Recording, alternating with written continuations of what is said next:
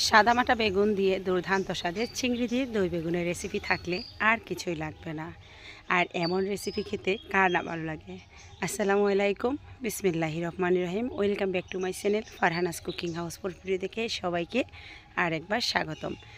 বন্ধুরা, যারা আমার চ্যানেলটিকে সাবস্ক্রাইব করেছেন তাদেরকে অসংখ্য ধন্যবাদ। যারা এখনও করেননি প্লিজ আমার চ্যানেলটিকে সাবস্ক্রাইব করে পাশে থাকা বেল বাটনটি ক্লিক করে দিবেন, যাতে পরবর্তী যে কোনো রেসিপি আপনাদের নোটিফিকেশানে পৌঁছে যেতে পারে।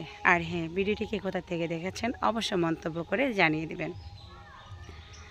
আমার বয়সটা বুঝতে হয়তো আপনাদের কষ্ট হচ্ছে, আসলে আমার বেশ কিছুদিন যাবৎ ঠান্ডা লেগেছে।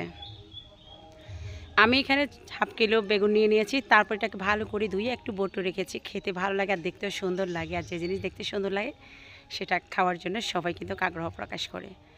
লবণ হলুদ দিয়ে এখন আমি এখানে বেগুনগুলোকে হালকা ভেজে নিয়েছি। ওই তেলে দিয়ে দিলাম আমি চিংড়ি মাছ। লবণ হলুদ মাখা চিংড়ি মাছটা আমি এখন হালকা ভেজে নেওয়ার পরে দিয়ে দিলাম এখানে 2 টেবিল চামচ দিয়ে দিয়েছি পেঁয়াজ বাটা, হাফ চামচ রসুন বাটা, হাফ চামচ আপনার দিয়ে দিয়েছি আদা বাটা। আদা রসুনের গন্ধটা যাওয়া পর্যন্ত আমি এটা ভেজে নিয়েছি 2 মিনিটের মতো পেঁয়াজের সাথে। তারপর দিয়ে দিলাম এখানে আমি মিহি করে কুচানো কাঁচামরিচ, হাফ চামচ দিয়ে দিয়েছি মরিচ গুঁড়া, 1/4 চা চামচ দিয়ে দিয়েছি হলুদ গুঁড়া, স্বাদ মতন দিয়ে দিয়েছি লবণ, হাফ চামচ দিয়ে দিয়েছি রোস্টেড ভাজা জিরে গুঁড়ো, হাফ চামচ দিয়ে দিয়েছি ধনে গুঁড়ো, হাফ কাপ গরম পানি অ্যাড করে এখন আমি মশলাটাকে কষিয়ে নেব। বন্ধুরা, এখানে একটি টিপস আছে, এই জিনিসটা আপনারা সবসময় খেয়াল রাখবেন। মশলা কষানোর উপর নির্ভর করবে কিন্তু আপনার রান্নার স্বাদটা। আমি 2-3 মিনিট মশলাটাকে কষানোর পরে এখন দিয়ে দিলাম ফেটানো টক দই 2 টেবিল চামচ দিয়ে আমি আরও 2-3 মিনিট এটাকে কষিয়ে নিচ্ছি। টক দই দিয়ে মশলাটাকে আরও একটু ভালো করে কষিয়ে নেবেন। তারপর আমার হাতে তৈরি করে স্পেশাল গরম মশলাটা অ্যাড করেছি। চাইলে আপনারা মশলাটা দেখে নিতে পারেন, ডিসক্রিপশন বক্সে অ্যাড করব।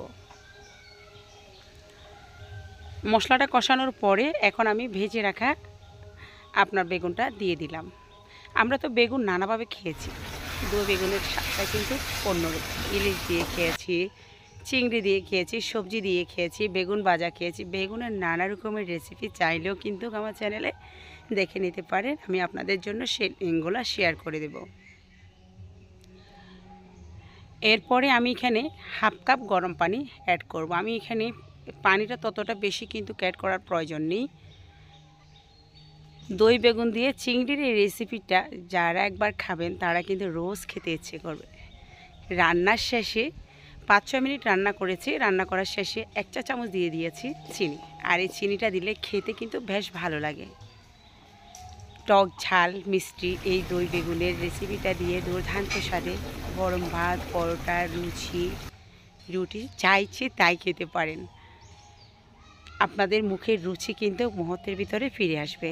আজকের দই বেগুনের রেসিপিটা যদি আপনাদেরকে কোনো প্রকার ভালো লেগে থাকে তাহলে আমার চ্যানেলটিকে সাবস্ক্রাইব করবেন, আমার পেজটিকে ফলো দিয়ে থাকবেন। আমার ফেসবুক পেজটাতে নিত্য নতুন যে কোনো রেসিপি পেয়ে যাবেন।